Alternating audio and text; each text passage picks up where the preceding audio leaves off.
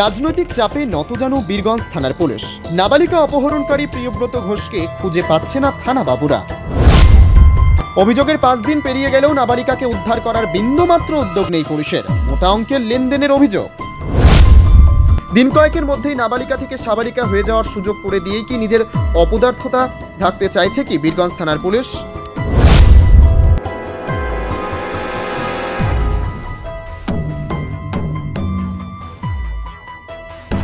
অপহৃতা নাবালিকা কন্যাটি কোথায় রয়েছে, কি অবস্থায় রয়েছে?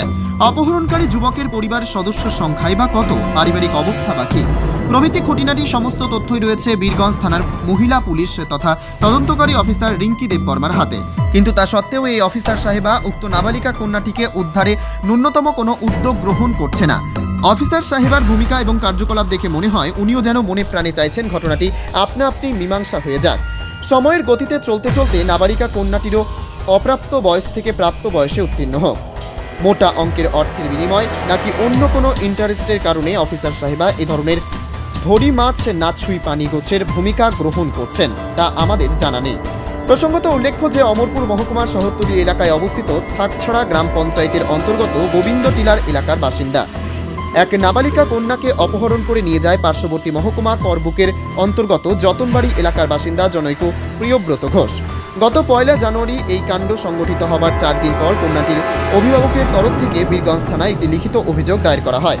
গত 5 জানুয়ারি এই মামলাটি নথিবদ্ধ হওয়ার পর বীরগঞ্জ থানার পুলিশ নাবালিকা কন্যাটিকে উদ্ধার করতে ন্যূনতম কোনো উদ্যোগ গ্রহণ করেনি বলে অভিযোগ। গত 8 জানুয়ারি গোবিন্দটিলা এলাকার বেশ কয়েকজন মহিলা কন্যাটিকে উদ্ধার করার দাবিতে বীরগঞ্জ থানায় উপস্থিত হলে তদন্তকারী অফিসার রিঙ্কি দেববর্মা দায়সারা কথাবার্তা বলে উপস্থিত মহিলাদের বিদায় করে দিয়েছেন বলে জানা যায়।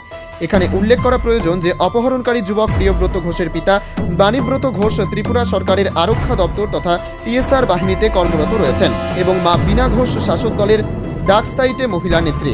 বর্তমানে এই নেত্রীর চাপে পড়েই নাকি অন্য কোনো কারণে পুলিশ প্রশাসন এই অপহরণ মামলাতে অত্যন্ত উদাসীনতার পরিচয় দিয়ে চলছে তা নিয়ে এলাকাবাসীর মধ্যে প্রশ্ন উঠতে শুরু করেছে। থানাতে আইছিলাম আমরা যে অমরপুরের যে রাষ্ট্রপতি পুরস্কার প্রাপ্ত পঞ্চায়েত থাকছড়া পঞ্চায়েতের গোবিন্দটিলা গ্রামের একটা নাবালিকা মেয়ে গত জানুয়ারির 1 তারিখে অপহরণ হয়েছিল। অপহরণ হওয়ার পর আমরা থানার সঙ্গে যোগাযোগ করছি।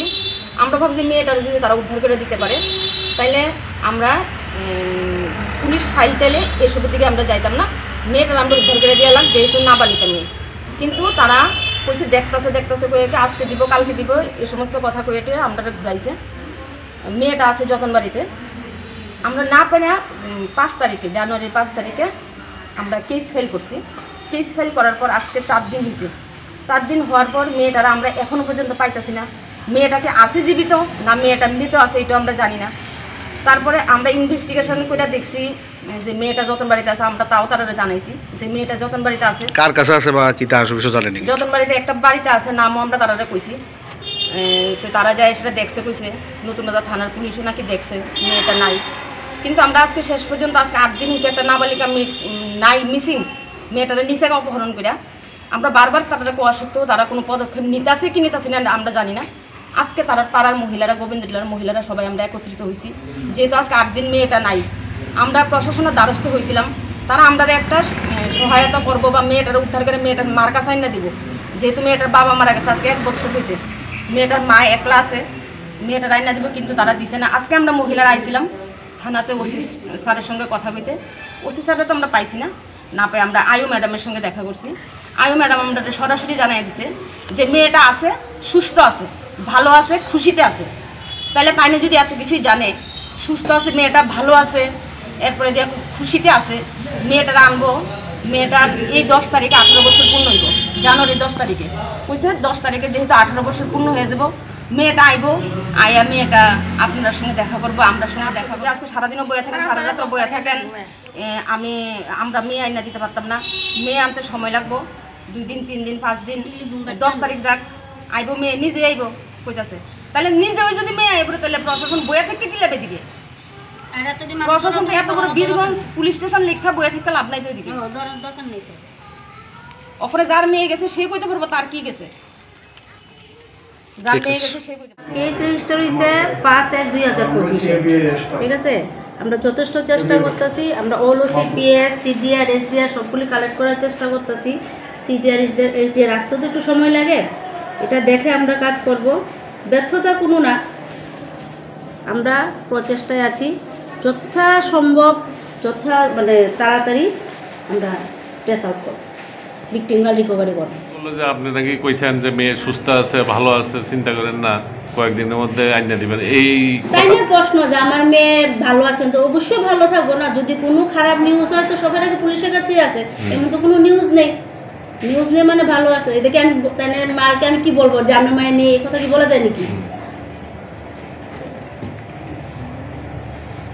কারোকে বলবো যে আপনার সন্তান ভালো নেই, খারাপ আছে, এগুলি কি বলা যায় কোনোদিন? বলতে পারে? প্রযুক্তিবিদ্যার এত উন্নয়ন সত্ত্বেও 5 দিন হয়ে গেছে আমি এটার নিখোঁজ। পরিবার স্বভাবতই চিন্তা ভাবনা করবো বা আতঙ্কিত থাকবো। আমরা কেস রেজিস্টার হয়েছে, কেসের মতোই চলবে। আমরা তো পক্ষ থেকে কোনো মানে লেংথি বা ডিলামি হবে না, চেষ্টায় আছি। আশা করি আমরা কিছুদিনের মধ্যেই ট্রেস আউট করতে পারব। ছেলের মা শাসক দলের প্রভাবশালী নেত্রী, এই জায়গাটার মধ্যে পুলিশের হাত বাঁধা না না, এসব মানে আননেসেসারি কথাবার্তা। কোনো এখানে কোনো পলিটিক্যালকে, পাওয়ারকে, লিডার এসব কিছু নেই। যদি তাই নিয়ে যদি দোষ করে তাই নিয়েও শাস্তি হবে। ম্যাডামের নাম রিঙ্কি দেব বর্মা, WSO।